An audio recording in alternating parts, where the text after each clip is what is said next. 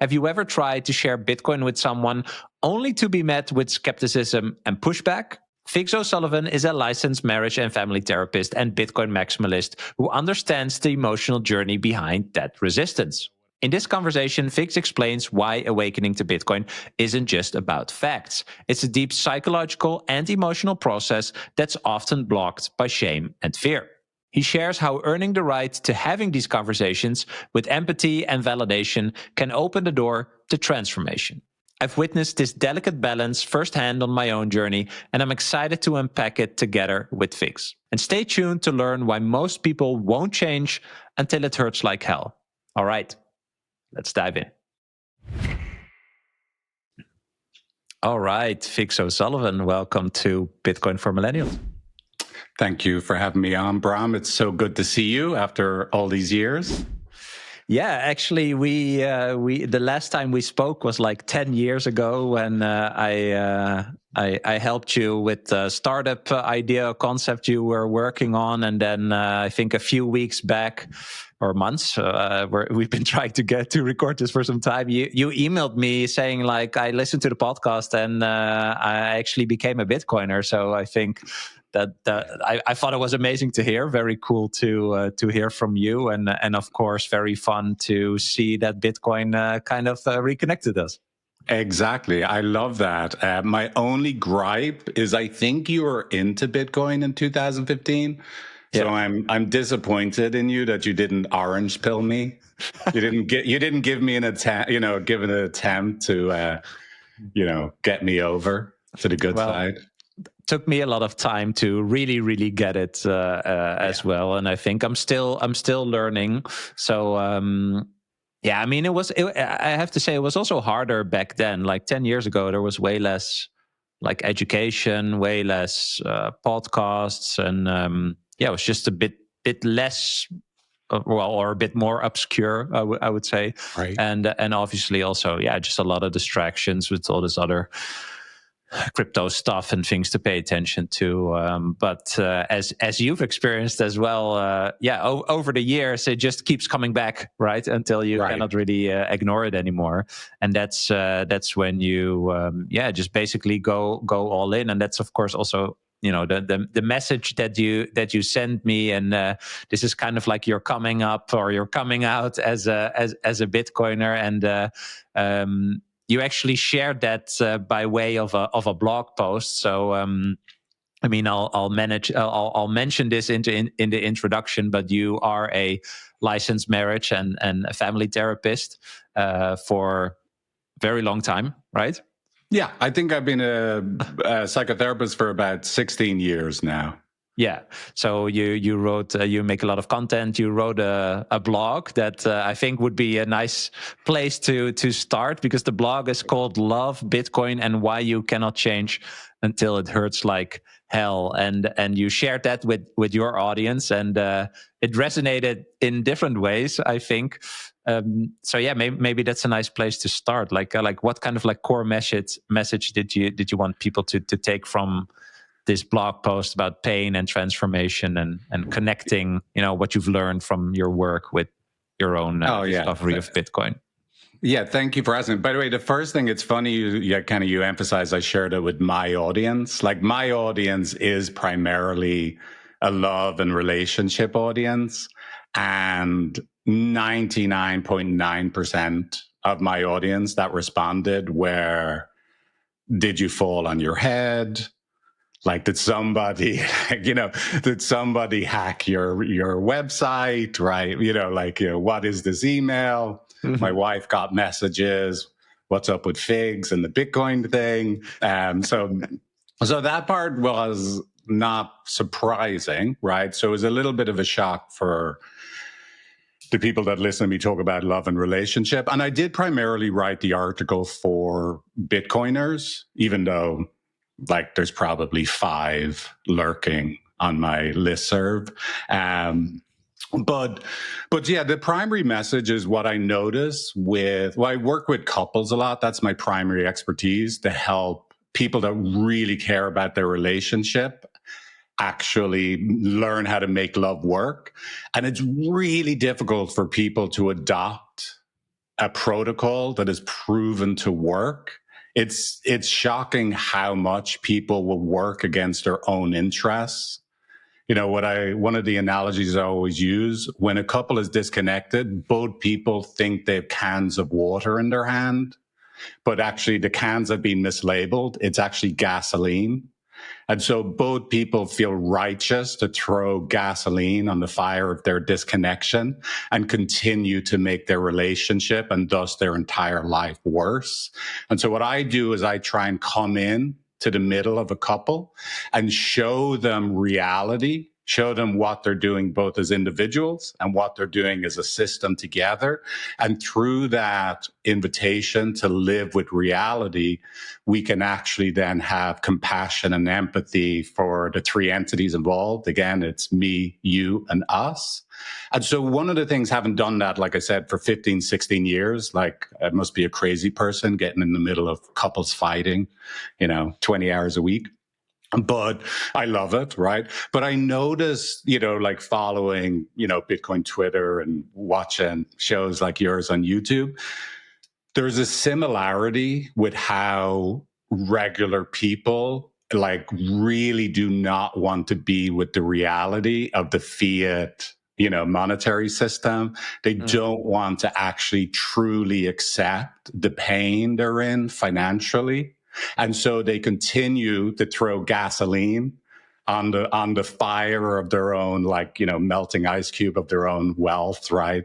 And it's tragic to see the amount of suffering they're in, right? Like all of us, and I want to talk a bit about that, like that every single person, no matter what your station in life is in suffering within the fiat financial system.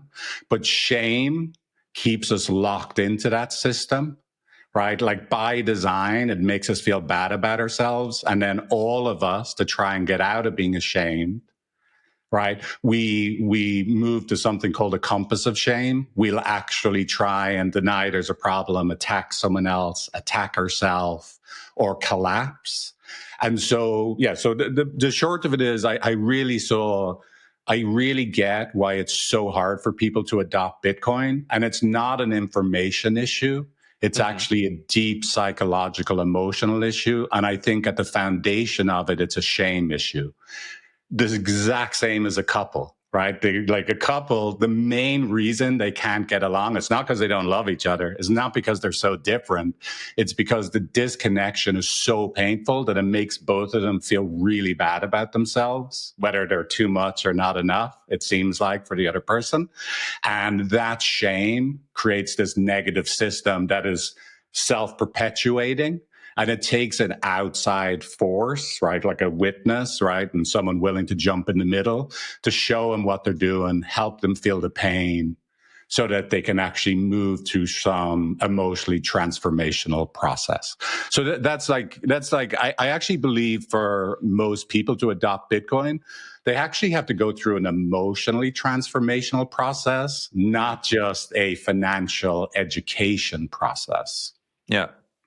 I find the shame part or the feeling like an idiot part very interesting, because I had that, maybe less the shame, but more the feeling like an idiot, right? Like having this moment where I'm like, damn, I'm doing all these things, but I have no clue how it works. And so basically I'm not acting, right? I'm a subject. And so someone else is taking advantage, air quotes, of me. And I basically don't want that. That is very uncomfortable to realize. But that's okay. And now I'm going to try to figure it out. What is the shame part? Is the shame internally or like externally? Is it like, wow, these random other people figured it out and I'm an idiot? Or why didn't I figure it out? And right. Does that make sense? Yeah. Like, is it outward or inward? Well, of course, like most things, it's a combination of both. It's not so simple, right?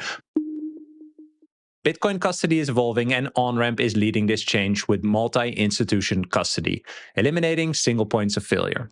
Instead of relying on one institution, OnRamp secures your Bitcoin in a cold storage multi-sig vault backed by 3 independent custodians, where no single party can move your funds alone, providing an unprecedented level of security. Your assets are protected by a 100 million Lloyd's of London insurance policy, with all transactions fully auditable on-chain and only executed at your direction. This means complete transparency and control over your assets at all time. Beyond custody, OnRamp provides comprehensive Bitcoin services that include trading, lending, inheritance planning, and IRAs. You can view them as your private Bitcoin banking partner tailored to your wealth preservation goals. Whether you're new to Bitcoin or an experienced holder, OnRamp's approach helps you secure your generational wealth with unmatched security and peace of mind. You can sign up at onrampbitcoin.com and use code BRAM, that's BRAM, to receive $150 in Bitcoin after your first deposit. If you first want to learn more, you can also book a free consultation via their website to speak with one of their Bitcoin custody experts. Tell them you came through me, and they'll take extra good care of you. My American friends, I've got something for you. If you're into Bitcoin, you want to grow your stack in any way possible. What if you could do it effortlessly just by spending your fiat? The Gemini Bitcoin credit card is designed to help you do just that by giving you instant Bitcoin rewards on every purchase. Just use it like any other credit card and earn back up to 4% on transportation, 3% on dining, 2% on groceries, and 1% on everything else. There are no annual fees for this card and no exchange fees to receive your Bitcoin rewards. Sign up to get your limited edition Bitcoin Orange credit card and earn a $200 Bitcoin bonus when you spend $3,000 in the first 90 days. You can find more information and terms in the description below or go to gemini.com/Bram to sign up today and start stacking effortlessly. That's gemini.com/Bram. There is one theory of what shame is, right? And shame is just feeling separate from belonging, right? That's the simplest definition. It's a feeling of being separate from belonging. And on a pure biological basis, what shame is the sudden interruption of positive affect. It's actually a neutral experience in and of itself. So you're just happy, living your life, and then something happens and your organism knows you don't have to go into fight, flight, freeze. You're not actually at risk of dying in that moment, but your organism knows we need to interrupt what you're doing right now and put this neutral little gap in your experience of aliveness. But then what happens is all of your past scripts, right? All these past memories in your memory bank, right? Of what does it feel like when that sudden interruption of aliveness, what was it like for you? So if your mother said, Bram, get off the road, right? And you actually in those moments felt bad about yourself, right? So let's say you had 200 scripts that when my aliveness is interrupted, which is I feel bad about myself. When a present moment interruption of aliveness happens, let's say is 2 units of feeling bad about yourself. When someone points out you're not getting it, other people are further ahead than you. How can you have $100 million and still not have your own Learjet? How can you be on minimum wage? I'm like, how could I work 60 hours, 70 hours a week on 3 jobs and I can't support my family? What happens is that present moment experience of pain gets multiplied by the 200, 400 units from your memory bank. And so you experience this multiplier level of shame. And then because shame is so painful, what we do is we move to what's called the compass of shame. And the compass of shame is, shame is the most painful thing that human beings can experience. And so every day, even when you're not consciously aware of it, everyone gets up in the morning. You're like, oh, I'm just going to have my coffee. I'll go for a walk. But before you've even done any of that, you have said to yourself unconsciously, I will not be experiencing any of my unworthiness today. That is rule number 1. And so everybody, when they get in touch with their story of unworthiness, they move to the compass of shame, which is basically 4 different quadrants. One is attack other people. Fuck those Bitcoiners. They got in early. They just got lucky. Assholes, part of a cult, right? Attack yourself. I'm a piece of shit. How could I not have gotten it? Right? Deny there's a problem. Right? I'll just collapse. I'll just keep doing what I'm doing. I don't have to worry about whether the money's there in the bank or not.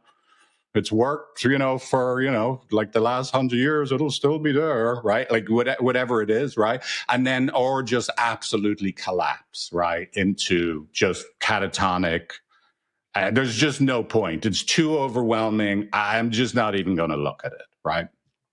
So here's the basic thing. Every human being is like, because you're a human being, this is a primary affect.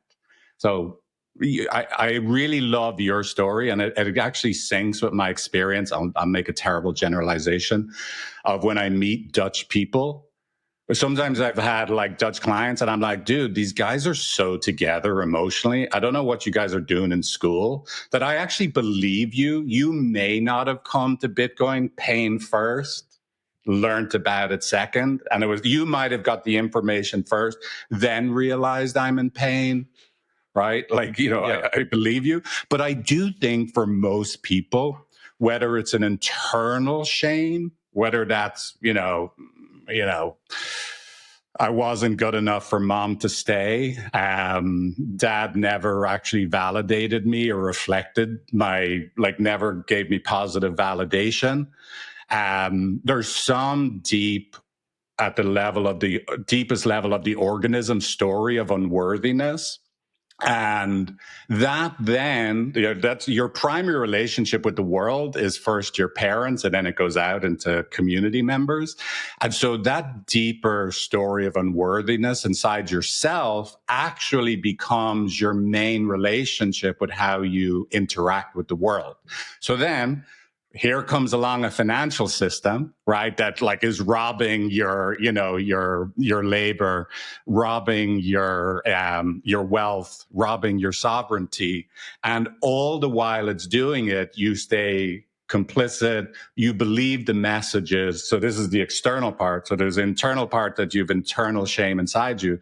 And then it interacts with a system that can only keep going if it can make everybody feel really bad about themselves.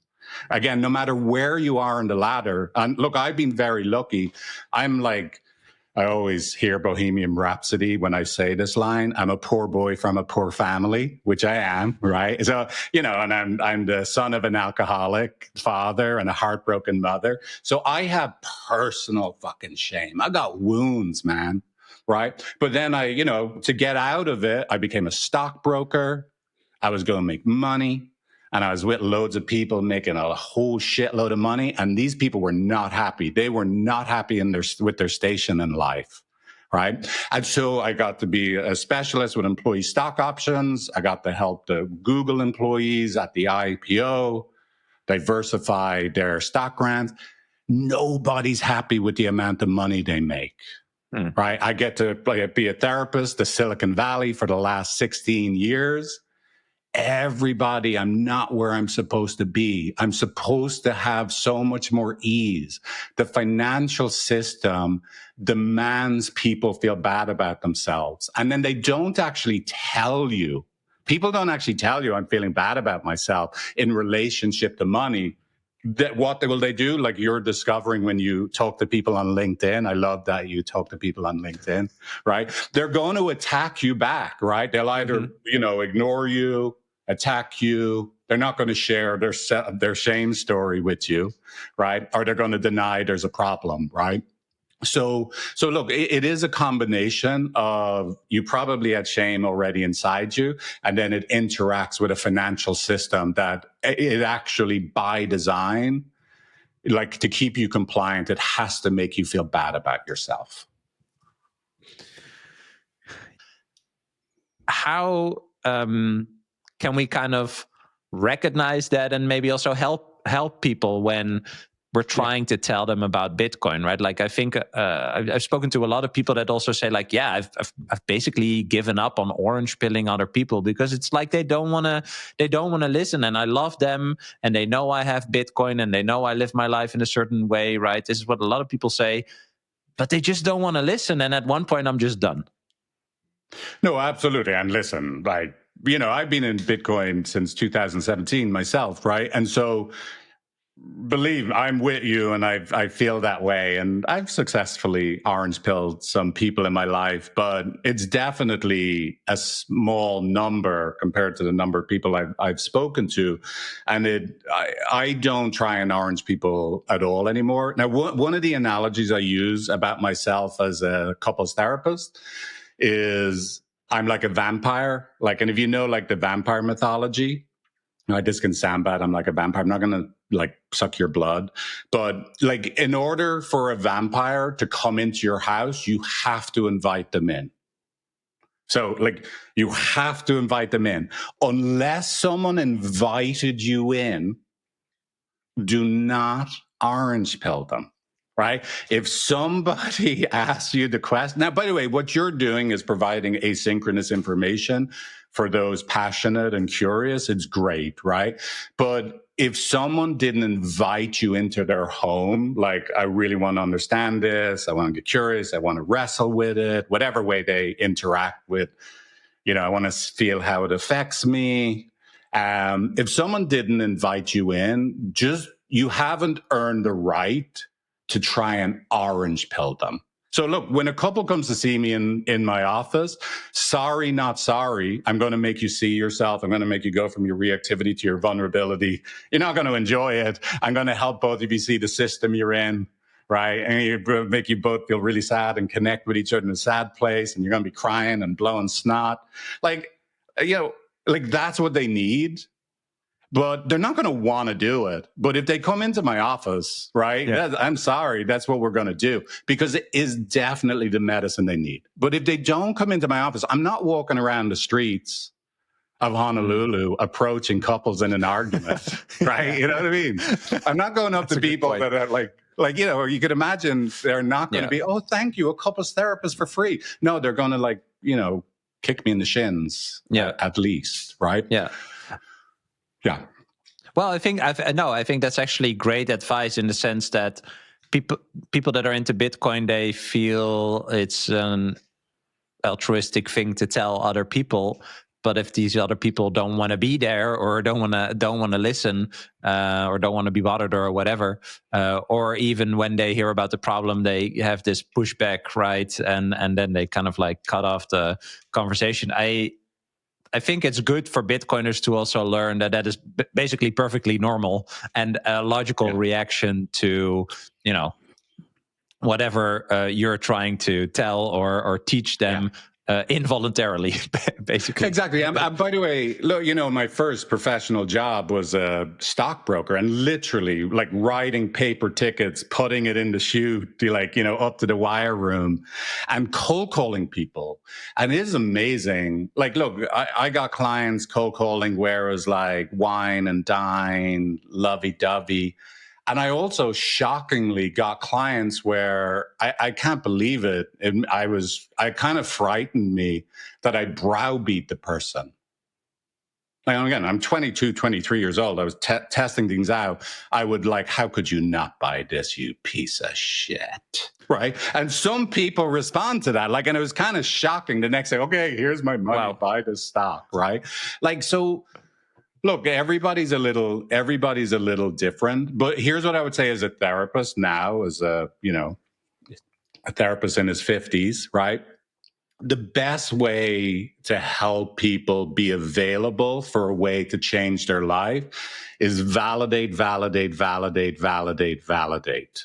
And if you earn the right to be on the same side of the table as them, true validation, even if what they're saying, you think, oh my God, this person is out of their mind. They do not understand how inflation works. And believe me, I went to Trinity College Dublin and studied business. I have tried to talk in my WhatsApp group so, to these really, smart people, and they're in big positions in big, traditional financial companies throughout the world. Again, you notice they don't understand what inflation is, right? Well, you can't be blaming, printing money for, businesses increasing the price of their good. But there's, okay, look, me arguing and giving the points against that, it might be fun for me because I get to practice. Because remember, I've only been listening to you guys. It's actually a good practice for me to try and give the counterpoints. But I'm never going to change someone's mind by me giving the factual counterpoints, because now we've gotten into this emotionally adversarial position of push-pull. The best thing to do, and by the way, Michael Saylor's brilliant at this. he doesn't actually really contradict people. It's like, yeah, that actually makes sense, right? He's never actually in opposition. He gets on the same side of the table, right? You want to be like, hey, we're taking a walk together, facing the same direction. It really makes sense. Like, you know, the way you're living your life, the investment decisions you're making. I could totally see you're doing the best for your family. Of course you would be. At some point, if that person really goes, oh, Bram's actually a friend, he's not someone with a point of view, he's not arriving with the Bible at my door going, but do you know what's inside it? How can you reject it if you don't know what it says inside it, right? Like, look, there's like, come here.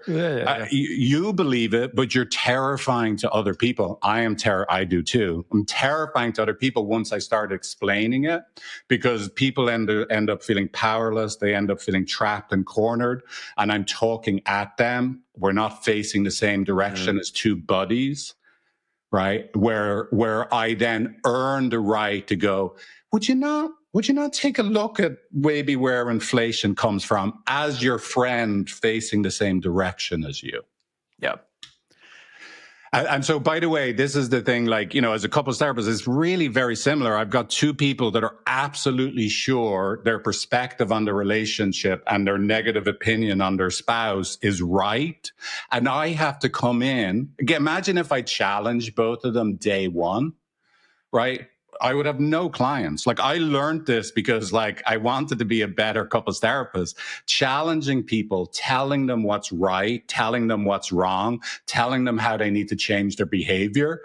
It just means no one comes back for a second session, right? No one comes back, right? So it's just too much, basically. It's just too it's invasive, too much. almost. It's invasive. And you're basically, anytime you give other people critical feedback, they're going to touch something, they're going to contract inside, and the human organism is not available to grow or to receive new information when look, in short, the human organism can either expand or contract, right?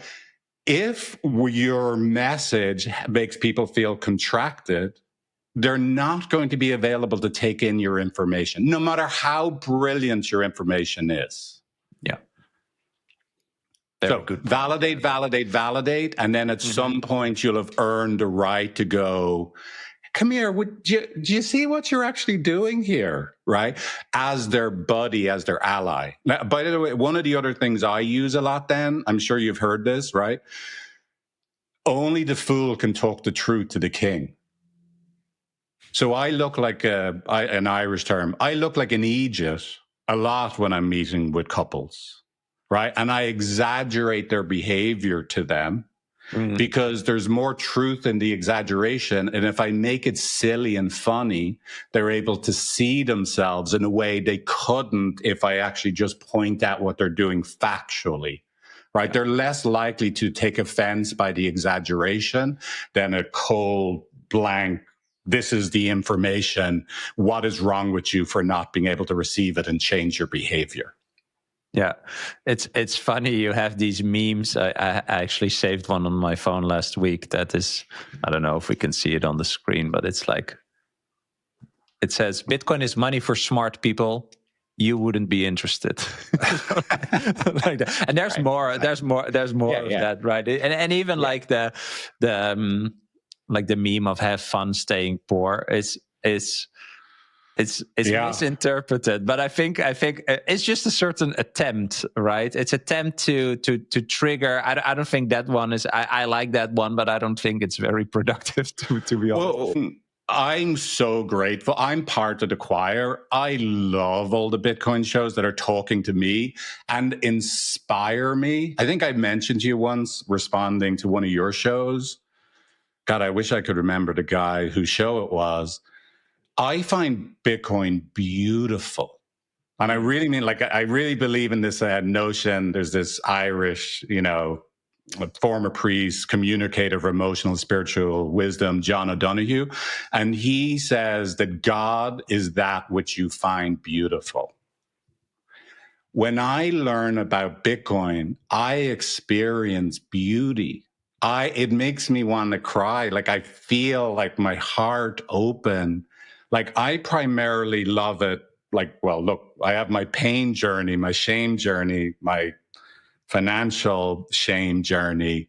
But then I'm very lucky. I also have this other part that I find it incredibly moving, where I touch something inside of me that is really inspiring. If you want to self-custody your Bitcoin stack, I recommend the Blockstream Jade Plus. I've been using this premium Bitcoin-only hardware wallet for a few months now, and I love its design and ease of use. What makes it stand out is its open source hardware and software, and Blockstream's unique genuine check, which makes sure that your device is authentic.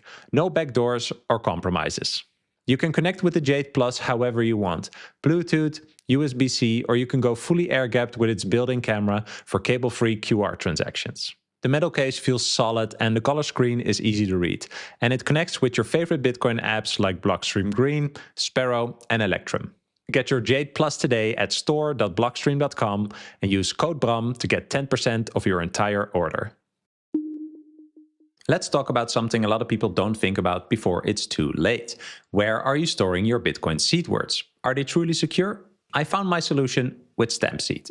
They now offer both 12 and 24 word titanium plates, so whether you're securing a hardware wallet or a multi-sig setup, they got you covered. Your seed phrase gets permanently stamped into pure titanium that withstands fire, survives water, and lasts for generations. Unlike shallow etching methods, StampSeed's patented tools help you to deeply stamp every letter for permanent readability, protecting your financial legacy. Their new kit includes test pieces for practice and is compatible with both the 12 and the 24 word plates. Paper seed phrases are a disaster waiting to happen. Secure your Bitcoin with StampSeed for decades to come. Go to stampseed.com and use code BRAM, that's BRAM, for 15% of your order. I don't see a lot of shows that are really good at being on the same side as the non-believers. There are a lot of us that are, we got it. Why can't you get the information? You know, by the way, I'm guilty of this. I just spoke to a neighbor about Bitcoin on Halloween. We're both dressed. I'm dressed up as a pink unicorn. He was dressed up as, I don't know, Mario or something. It's ludicrous. And I started fucking orange pilling him, right? I have not earned the right. Like, I was guilty of doing it. And the first thing he said, like, after I give him this, I thought it was beautiful. I mean, he's a really smart guy, really super smart, right? And he goes, but it'll get corrupted because everything has always been corrupted. Someone will find a way to corrupt it. And I couldn't help myself. Instead of doing what I just said, validate, I go, why would you go there?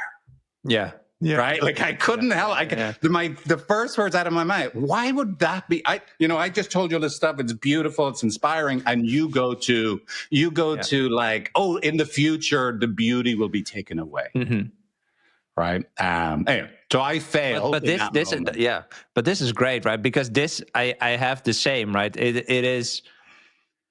I feel such a disappointment when someone goes there, right? Because it's also, I see it in the same way as you see it, right? This hope for the future. It's so beautiful, like the what it could usher in globally and all these things, right? I mean, you probably know the Bitcoin is Beautiful, the short movie by Tomer Strolight. I don't know. Actually, I don't think I've seen that. You should watch that. Watch that. Yeah, that sounds so. Yeah. But that is like your idea of it. And it's funny because when someone says something like that, it basically goes against everything that you see, right? So it's like, hey, why am I not validated in how I see it? And this guy goes like the total like black pill way, like it all sucks. It's super fucking nihilistic and it's going to go bad anyway, right? Like I feel there's also something there where you're like, I'm trying to bring this message of hope and beauty and something that helped me. Yeah. And you totally dismiss it by saying something stupid, right? It's so interesting that there's this tension there where it feels like a dismissal in a sense. No, yeah, you actually just helped me make a connection to my work as a couples therapist. Like in my early days as a couples therapist, the first thing you're trying to do is help the couple see it's a system, that you're both in together. Neither of you are the bad guy. You're both hurting. You both have ways of protecting yourself that hurts the other person. Oh my God, look how terrible this is for both of you. And then in the process, sometimes I have someone go from their reactivity to their vulnerability and share it. And in the early days, as an early couples therapist and in the early days of therapy, like you shouldn't expect the person on the receiving end to go, "Oh, this is so lovely. I'm really available for your vulnerability now," right? Yeah. The only thing you should shoot for when someone goes from the reactivity to their vulnerability in the early days is you just use, and then let's say someone reacts badly to it, they don't just melt. Oh, I love you now, right? Like they're not going to melt. You got to stop expecting them to melt. What you do is their reaction, that is, but someone will learn how to corrupt it one day. Everything has always gotten corrupted, right? Like their reaction we use to put into the wider system. Hey, that totally makes sense, right? It actually makes sense. You would see it that way because yes, it has been corrupted, right? And then you could even put it in the system if you wanted to. Here I am believing this thing and I try and share it with you. It's important to me. I try and share it. I'm so passionate. I'm very forceful. You end up feeling invaded. You end up now having to share. Someone will corrupt it. I don't feel met. Now you and I are in a system with each other. There's tension between us. Man, this really sucks, right? Yeah. But that's what is achievable. That now, by the way, I don't know if you noticed that in that framing, you and the person talking are a team that are in a tension co-created.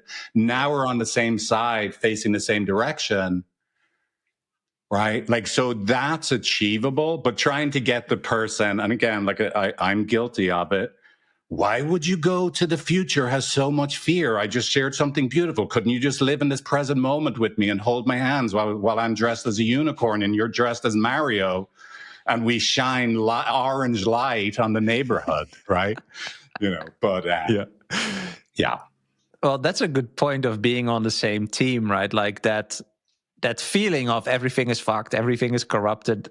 It also is it is in a sense a logical reaction, right? Totally. And perhaps that is the opportunity to be on the same team. Like, yeah, you're right, but what I'm talking about is the antidote to this thing, right? And then you can perhaps kind of like explore how, fiat zero-sum game type mechanics versus the cooperative competitive exactly. But of Bitcoin. Connect first. Like one of the things I always say to couples, if I only had 2 words, let's say they got called away to go save children in Africa suddenly, and they had to leave my office, and I could only say 2 words to them: connect first. Right? If you don't connect first, nothing else works. Nothing else you're saying works, right?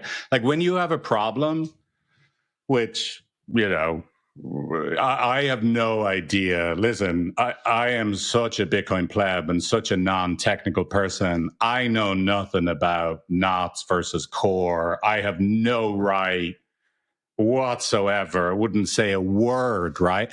But what I will say is what I see is there is an emotion-driven cycle where both groups are hurting and both groups in their responses are hurting each other. And then there's this like actual technical, like this problem that they're trying to solve.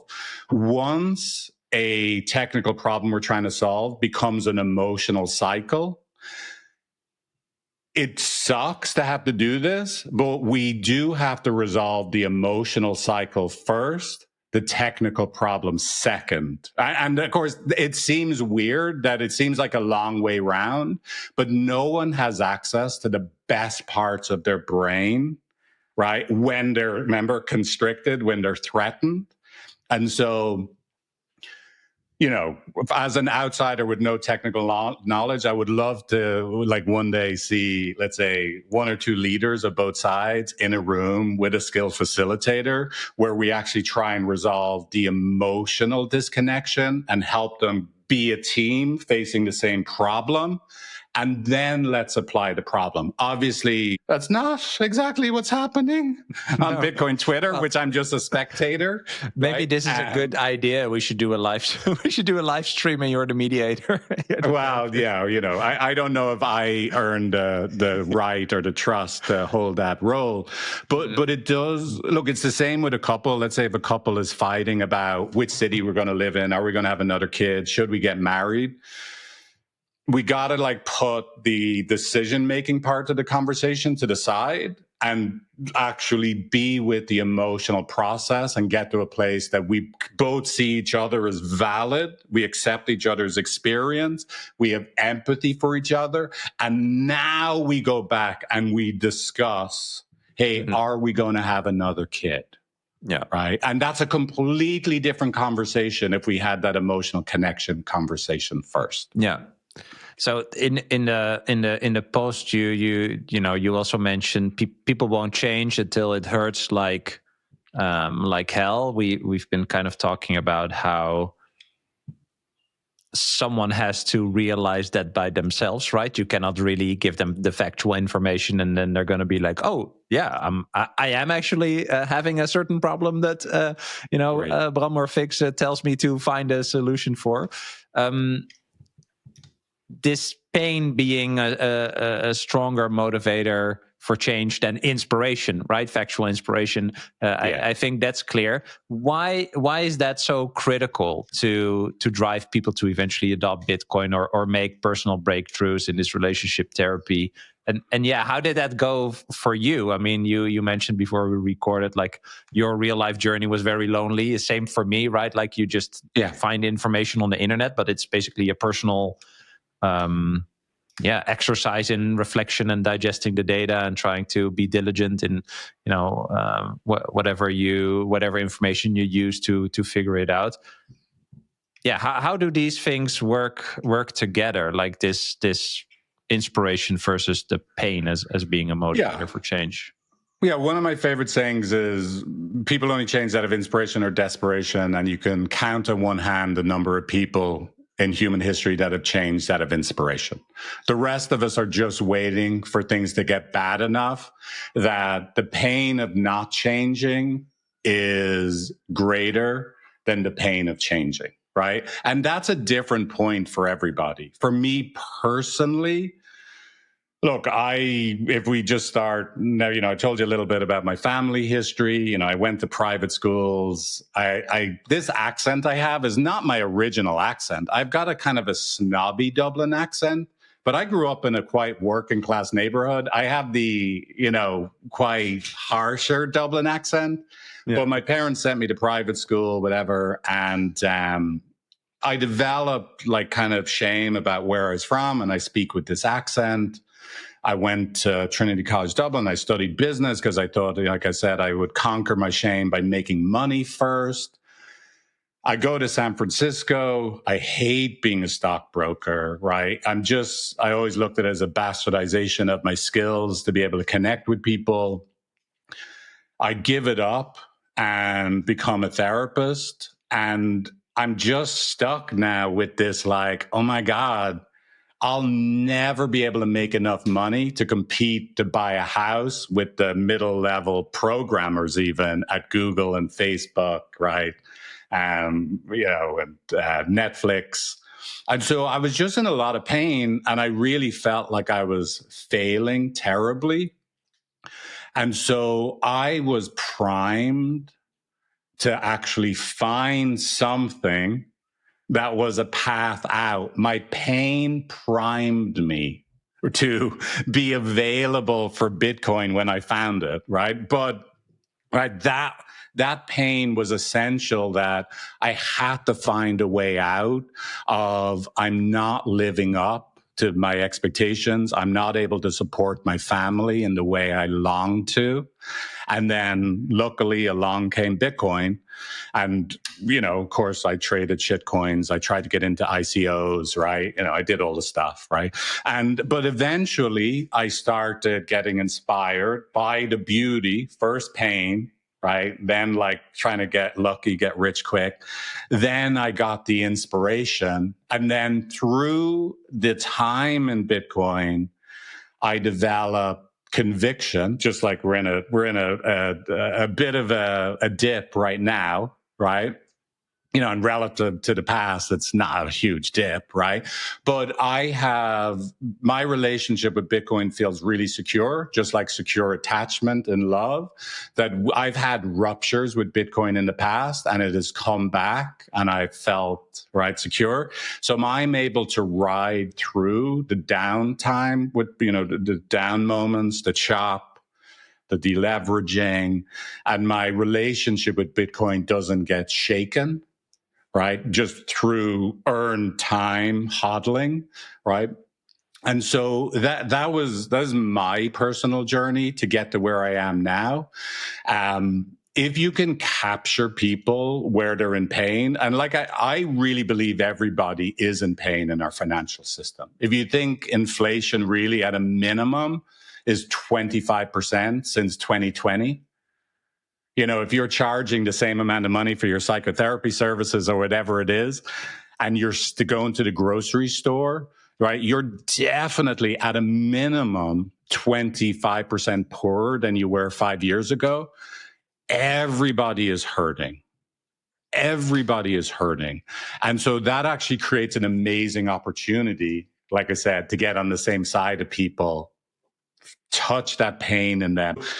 My job as a couples therapist is dramatically easier. It looks the opposite of what people would think. If two people come in to see me and they're in agony and they think the relationship is about to end, it's actually easier for me to help that couple than it is a couple that comes to see me and goes, hey, we want to improve as human beings, right? Like that's actually harder to help than, okay, I have a chance of really getting these people to understand what's really going on psychologically, emotionally inside of them and why they're trapped in perpetuating their suffering, and that we can transform that into connection, whether that's connection in their love and relationship through attachment theory, systems theory, or whether it's connection to sound money in their financial life, right? Pain is the actual currency, right? Suffering is what we need to have the connection machine, right? It oils the connection machine. Yeah. So you mentioned, you know, nearly everyone experiences this financial shame, or at least, you know, the problems that inflation bring. I agree. I cannot. I mean, here where I live, even on a Tuesday evening, the restaurants are still full, and I'm just baffled by that, because I would also expect that everyone. I mean, I'm not sitting there on a Tuesday evening, right? I would expect. I would not expect that, but it's still happening, right? So I also feel like people are either not seeing it or they're dismissive of it or something like that. But in your article, you also mentioned, you know, nearly everyone experiences this financial shame, yet it's often misunderstood. How can we even help people understand what they're feeling, right? Like a lot of people are pointing outwards also, right? It's the greedy corporations, or it's the billionaires, or it's capitalism. Now I want communism, right? But I feel like that is externalizing something that you could never really understand. Whereas if you go inwards, you could actually possibly get to a point where you would feel more empowered. By actually trying to. Absolutely. So look, remember, the first step is you'd want to validate, not challenge, right? Even on this, let's say our goal is to help someone go inwards. The first thing I have to do is validate, like you're not wrong, right? Like the incentives are messed up. And so there are entrepreneurs, there are people that are greedy, there are people, the financial system breeds a scarcity mindset. It breeds no one is happy, no one's content. Everybody's always trying to get more. They're not just trying to like provide more value. Like, you're totally right. The whole system's messed up. I'm with you 100%. No argument, right? Same page, same team, right? That's first, right? Then from there, you want to invite someone. The easiest way to explain it is just there's a process called reflexive participation in imaginal psychology. Think kind of Carl Jung. born out of Carl Jung's work. And so the first thing, we want to help people move through reflexive participation. And I think Michael Saylor is a brilliant example for all of us of this. The first thing you have to do is know you're affected. So just as an individual journey, right? Know you're affected, right? Be able to describe how you're affected. Be able to feel it emotionally and somatically, right? That might be a stretch for some people. Be able to express it, right? Be able to express how you're affected. Be able to know what are the historical factors, personal historical factors in your own life that would make this painful for you. Right? Like, like I told you about myself, I have a pretty good reason to have like some shame inside me and some abandonedness and some rejectedness, right? So there's some personal historical factors, right? What are the cultural factors? The financial system actually is like, this is the whole point, to make us all feel bad about ourselves. It keeps us compliant and keep trying and feeding the machine, right? Then what are the archetypal factors? What is the myth that I am living in the way? Like this story has been told, 10,000, like 100,000, 1,000,000 times. What is the myth that is living me? I'm not even making choices. I'm perpetually pushing the rock up the hill. I can never get there, right? Whatever one it is.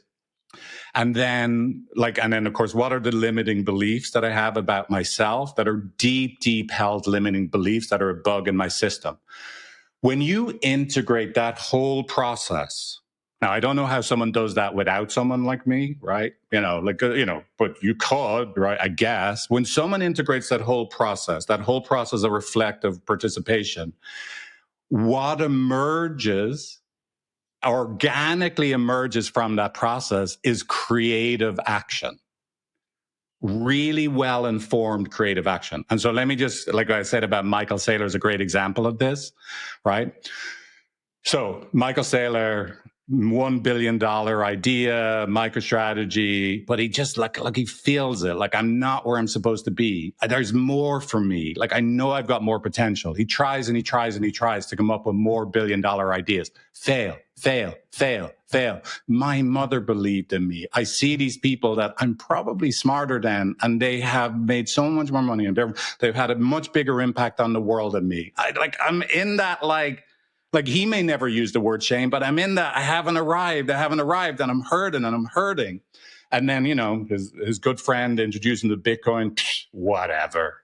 I can't remember exactly what he said, right? But, back in the day, dismisses it. He gets in even more pain. My God, my company's going to be a zombie company. I have to do something. I have no good choices. He's willing to so that process, instead of avoiding his shame, which he was by trying to come up with different ideas, right? He eventually goes down into it. He goes down into the pain. He feels it fully, right? He knows the fact that expresses it, feels the sadness of it.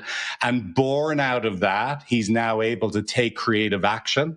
He finds Bitcoin. He researches it, believes in it, gets the inspiration, right? Starts buying it for himself, making it a treasury asset for strategy now, right? The whole Bitcoin treasury companies now, digital credit. All of that is born out of his ability to feel his suffering and then find the inspiration and the creative action born out of the suffering.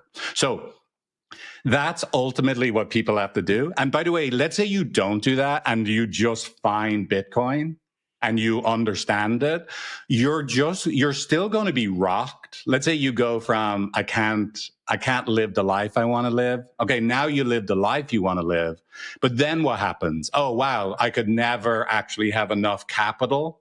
I have enough Bitcoin to live the life I want to live. Now I don't have enough capital to actually, if there was a catastrophic injury to someone in my family, right? You're just at every stage in the process, there's more reason that you have to go deep inside yourself, feel your feelings, notice you're effective, and find the creative action needed to meet the moment. Wow. Yeah, I kind of translate that into very simplistically, I'd say just accepting the reality, right? It's absolutely. like it's like the reality is just what is, and your perception, but even more your reaction to it is what you can change, but only after you accept it and actually integrate it, right? Like when you're like, okay, this is just it. Okay, it sucks that it's this, but there's only one way to get out of it is to do something. That's kind of how I translate your... No, absolutely. But I think this is what, again, people underestimate is how hard it is emotionally to be with what is. Like we say that just accept reality like it's an on-off switch. Yeah, I'm not saying it's easy. Yeah. Okay, but you're absolutely right. Everything, right? Like I got to be with just the reality. I am affected, but like that's a hard journey. Just to, I am affected, right? And then of course being with the reality of the world the way it is. Without, I loved your talk with American Hoddle. I love when you asked him what would he do differently, and he said, I would be much more optimistic. Right? I would have had so much more hope. I would have 1,000x my optimism, right? It's so easy for people in suffering to be nihilistic and have cynical responses. And again, remember, a cynical response is an indication that the person is hurting. No human beings are born cynical. They don't come out of the womb going, fuck this place. Right? This is something... I have this with animals and trees. I once heard someone say, did you ever see a tree stop growing? Or like an animal being chased by another animal just being like, yeah, whatever, dude. Or like, okay, just eat me, right? Like that is not... It's not nature. It's not, exactly. Well, it's nature in so much, it's an understandable, valid response to protect yourself once you've been hurt and you're scared you're going to be hurt again. Yeah. Right? So you're right. It is an interruption of aliveness. It's an interruption of nature to get to live completely freely, unencumbered. But it is understandable and it's valid. So that's the thing. When we get cynicism, whether that's in relationships or whether that's with Bitcoin. Like, again, I know it's hard to be empathic. It is a completely understandable response to being hurt by a system, which, like, we are saying the same thing. The system is like completely sucking on the blood of humanity. Right. And like, thank God, right?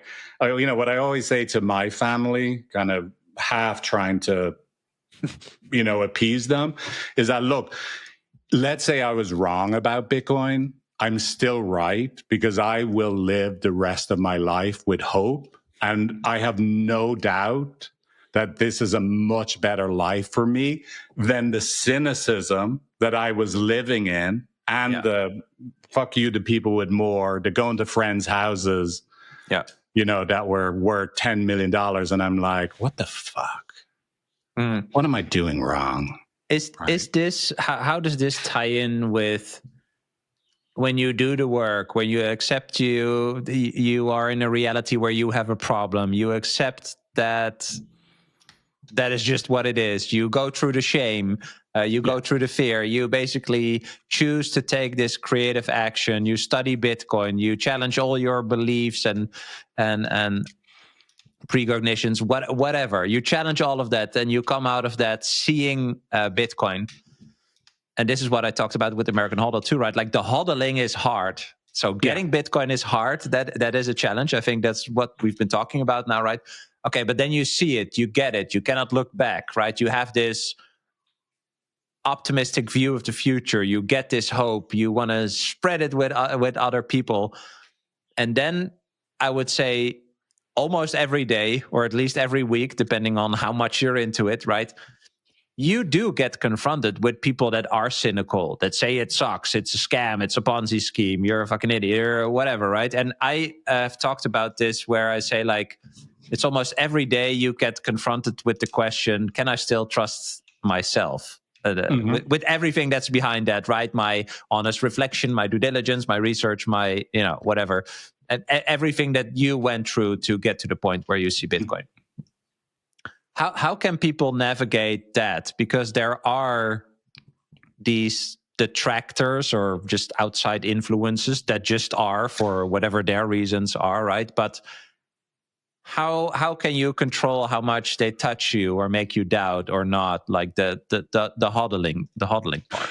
Yeah, well, look, this is where, I described reflexive participation. It's not like you do it one time and it's over, right? Every new moment, we're back to a place where I'm being affected by the world. Do I know I'm affected? Can I feel it? Can I describe it? This kind of having a relationship with your organic self, what do we call that? What is my core belief? Like, in some ways, all you have to do is work out in every moment. Like, if it was fixed forever and I don't change, right? That's its own problem, right? But let's say you have some sense of your organic self and you're able to visit your organic self. What's actually true for me right now? What am I affected? Which, of course, you're a human being. You're affected all the time. You are conscious. You're not a table, right? You're constantly being affected, right? Fingers crossed, you're far away from being a table. Right? You're a conscious being, which means in every moment you're having an experience and you have the ability to take a breath, turn your focus inwards, not outwards at the world. And by the way, that's a really good sign that you're being affected. If you're in story of other, it means you're affected. So can you take your flashlight of awareness, take it off the other, turn your flashlight back on yourself? What is it in me that's actually happening right now? Yeah. And then go through the process of okay, I'm having some doubt. I'm having my own, whether that's some people, by the way, I find the bull markets more destabilizing than the bear markets, right? I'm not someone that gets depressed, but I'm much more likely to, I lose the ground, right? So the bull markets, I can feel really a little unstable, hey, right? And so I have to do I have to do more work. This dip is oh, cool. This is grounding.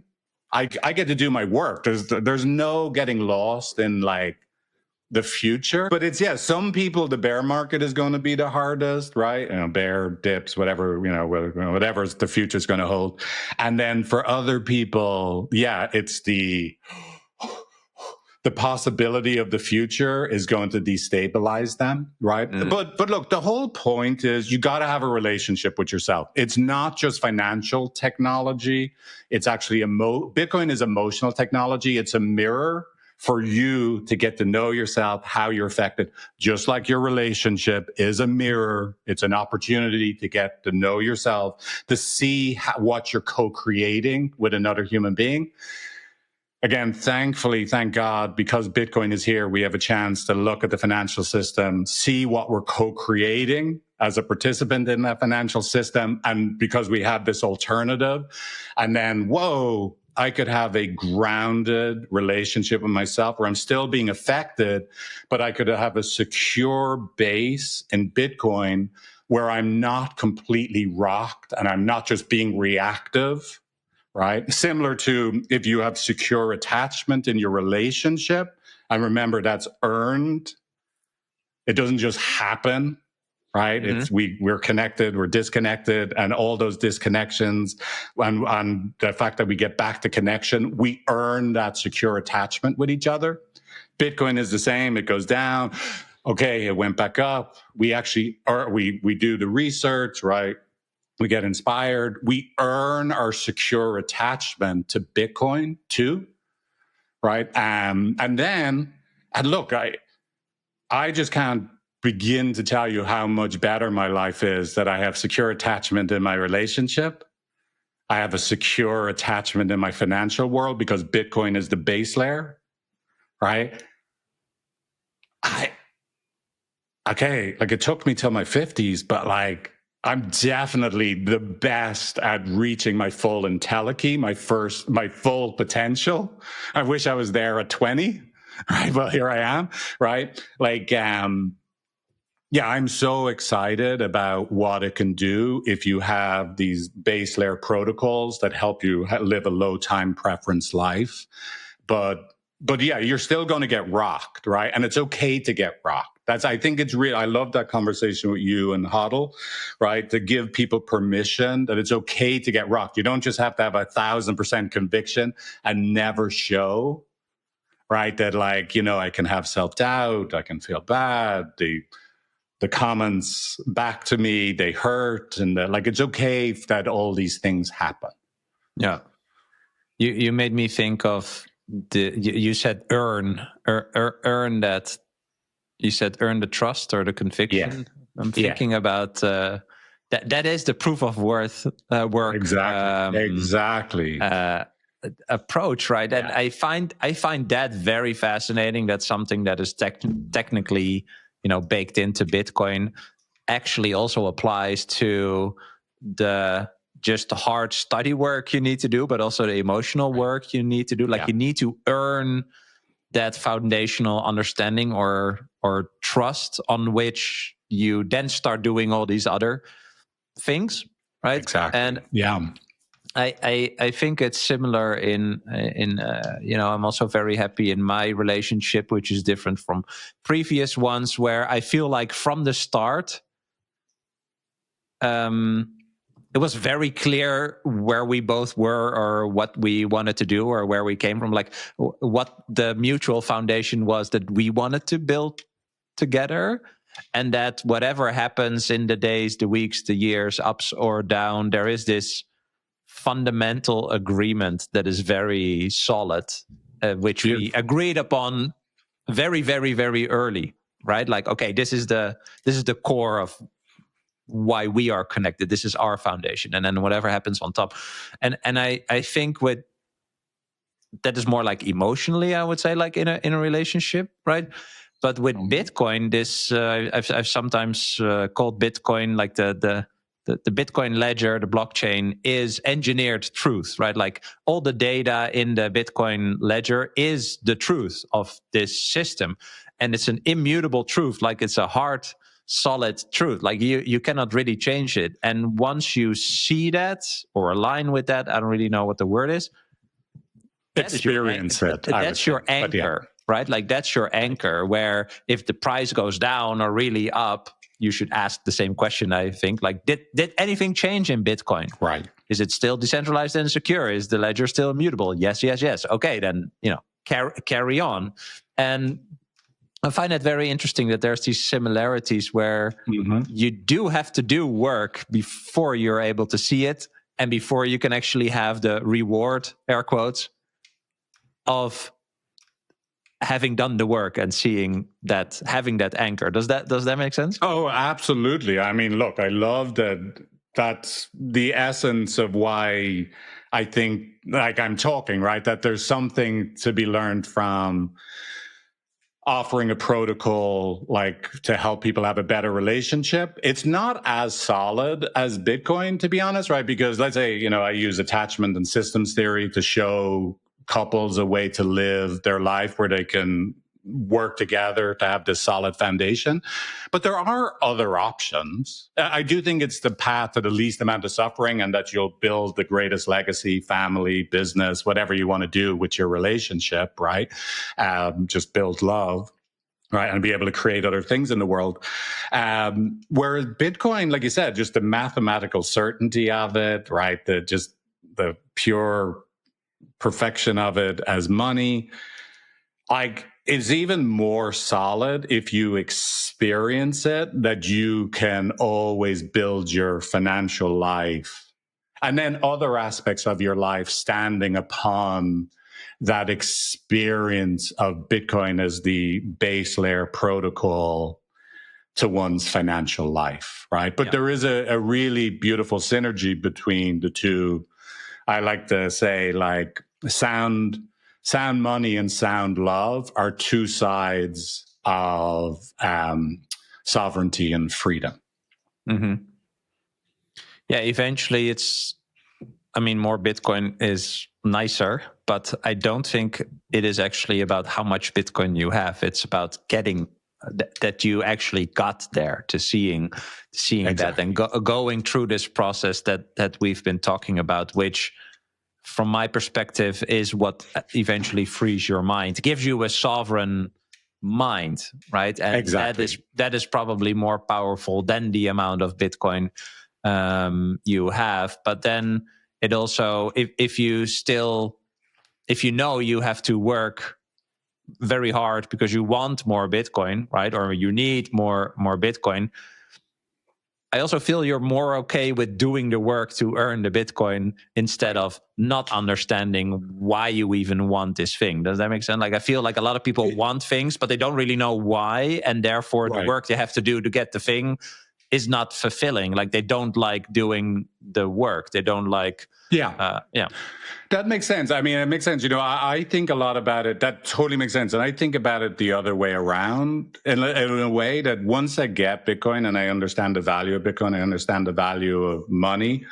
Now, and I think this is like a Jeff Booth, like kind of inspired, like I actually really get that. One of the things that keeps running through my head is the net value producers will inherit the earth.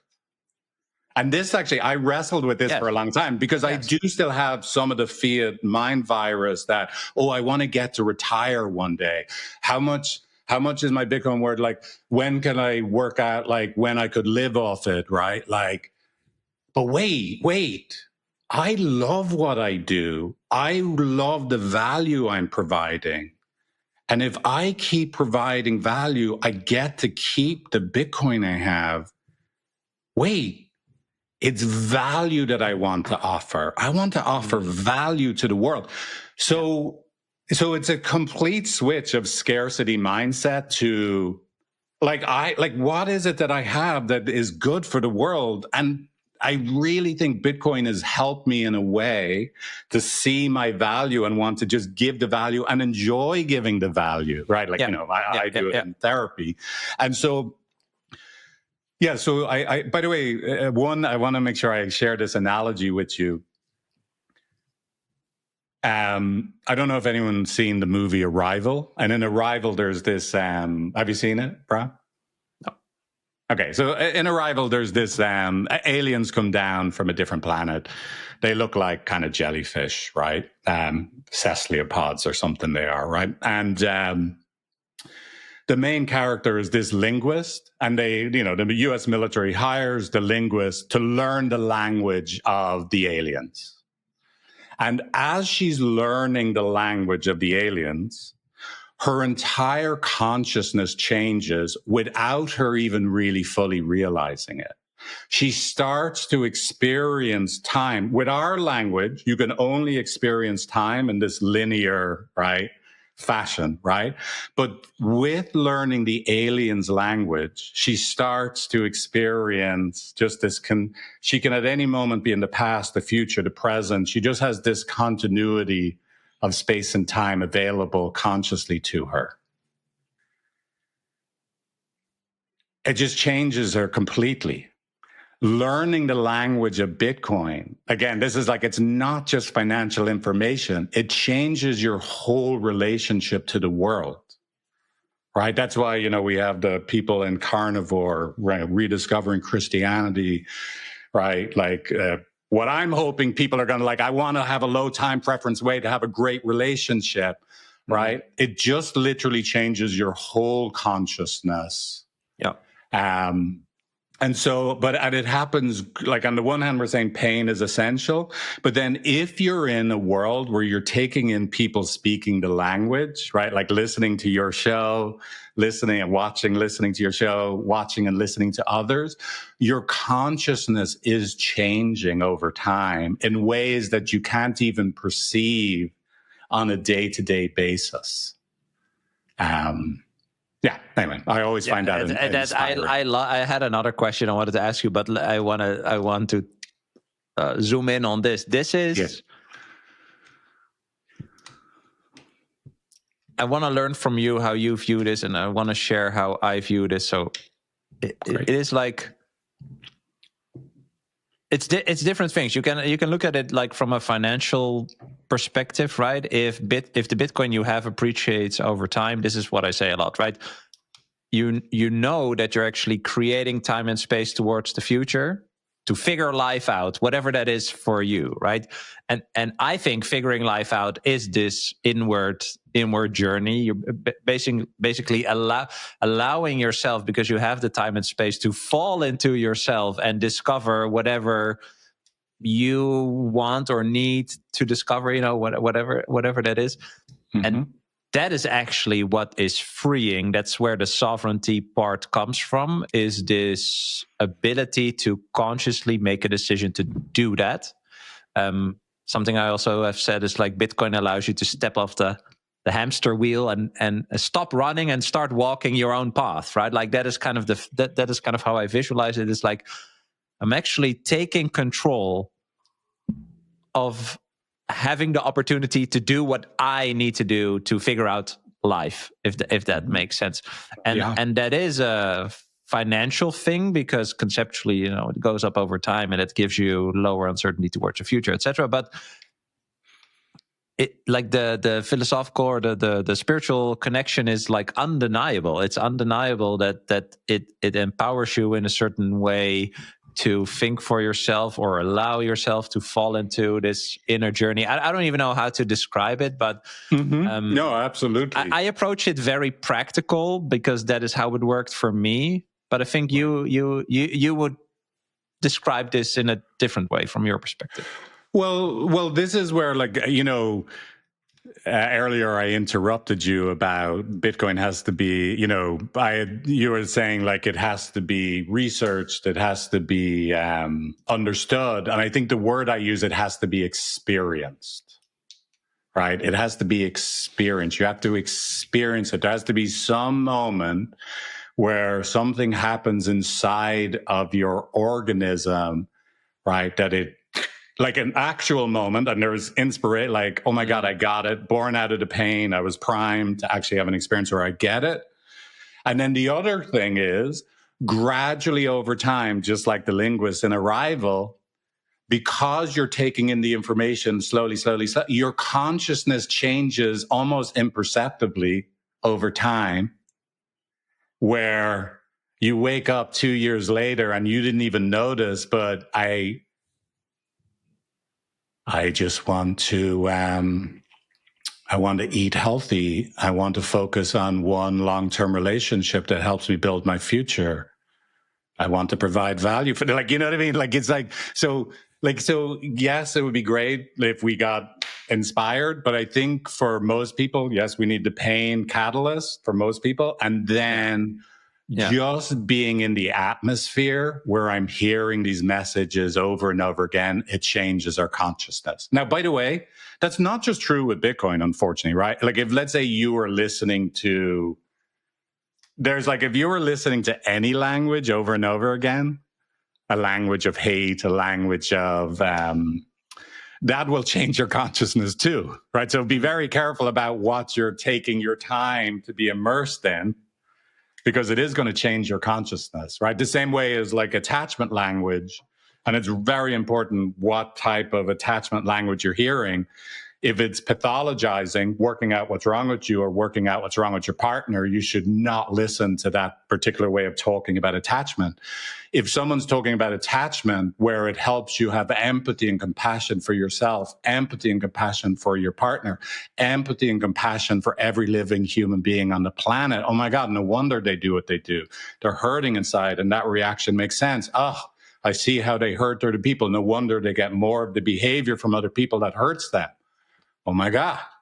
That over time, if you are exposed to that week after week, month after month, year after year, it's going to change your relationship with the world really dramatically.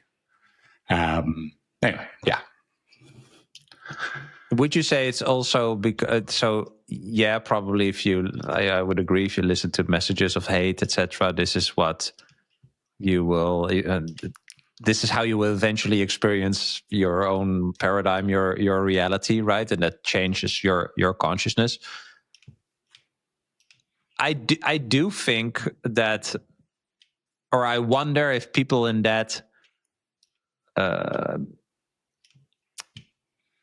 how do you say, situation or that place in time and space,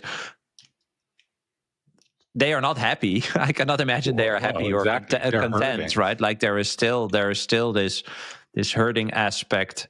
Whereas with Bitcoin, it is just so amazing and fascinating to see that this hope element, again, I think not related to how much Bitcoin you have.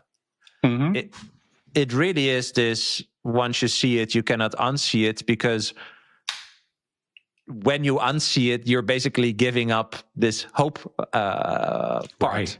Right? So it would actually be a disservice to yourself if once you saw it, you were like, yeah, no, not for me. Like the guy in the Matrix that is like, I know the steak is fake, but I'm still going back. Like that is actually putting yourself back into this perpetually anxious way of living, because you know there is this other thing where you can draw hope from. Like it feels like it absolutely does. It feels like this surrender to the hope and the future, and like when you have a positive outlook towards the future, you actually surrender yourself to the uncertainty in the future.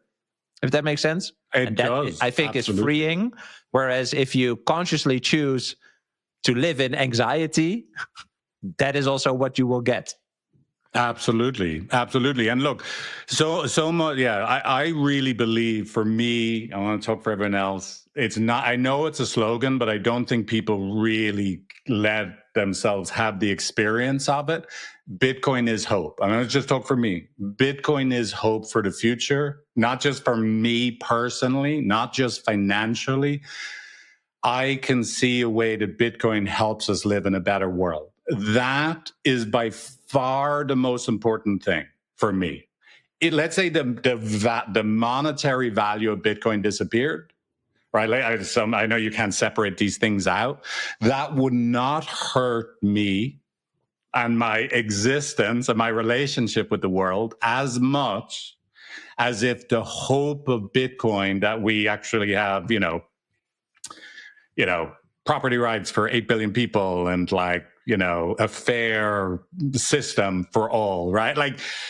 Like that hope, if that was to go, and I think this is would be much more devastating than me losing money, to be honest. Like the money part, I like what I do, right? I'm going to do this thing I do on a street corner for free. Like you know what I mean? I can live in a smaller box. Like I don't care about that part. The hope is what has really changed my life. It has made me go from being a cynical person in my compass of shame, attacking myself, denying there's a problem and collapsing, to actually being optimistic, hopeful, and then making decisions for myself and my life and my business and my relationship and what I spend my time doing that truly inspired by hope, right? And I do credit Bitcoin with a lot of that personal, and I'm a therapist, right? Working with people around transformation. Bitcoin was a missing ingredient for me to get out of my own way and actually transform my own life. Amazing. Thanks for sharing that. I think that is very inspiring. Yeah. To wrap this up, I want to ask you the last question, well, you could have prepared for this because it's always the same the same question. But it is what is a core belief that you will never let go of? A core belief that I'll never let go is that people are always doing their best. People are always doing their best, even when their behavior to you makes no sense and it seems so obvious it's hurtful or doing damage. If you really explore what's happening for a person, I know we don't always get a chance to. Their behavior, if it's destructive, is born out of pain and suffering inside of them. And what they're doing is just their protest, their character strategy to survive in a world that they feel threatened by. And so that that changes. Now I lose that. I'll walk my dog later and a neighbor's dog will try and attack my dog and I'll have an angry reaction. I won't go, hey, I know you're doing your best. I'll lose it temporarily and I'm going to have to make my way back to, they did not set out today to have their dog attack my dog. Like, I'm going to have to find my way back to it.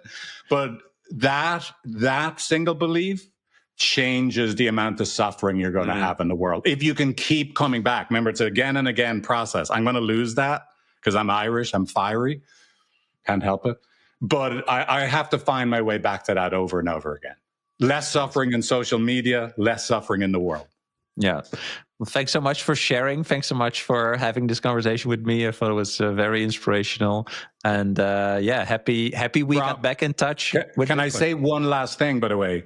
Look, the reason I made the decision, I remember I was on the fence whether I would want to come out as a Bitcoiner. I do want Bitcoiners to know that there is a therapist that does deep emotional processing work that is out there in the world that understands you. I have some understanding of you, right? I don't understand you completely. I haven't even met you. But yeah, I do want to put it out there that I want to be a resource to add value to the Bitcoin community. And this is the best way I can to help people have these deeper personal explorations for yourself in your emotional process. But then also, if you want a low time preference way to live your relationship life, right? I would love to be there for Bitcoiners and help you in your relationship dynamics. That's a great offer. I will link, of course, to your blog post in the description, and that's also your website, so people can find out about everything that you have to offer. So I want to thank you again, and let's stay in touch. Definitely. Good to see you. Awesome. Likewise. I hope you enjoyed this episode. If you did, you can click here to find more just like it, and click here to find all Bitcoin for Millennials podcast episodes. Also, please like this video if you want to help shine a light on the message of Bitcoin, and subscribe to my channel to stay connected. I hope to see you for a next episode. Bye.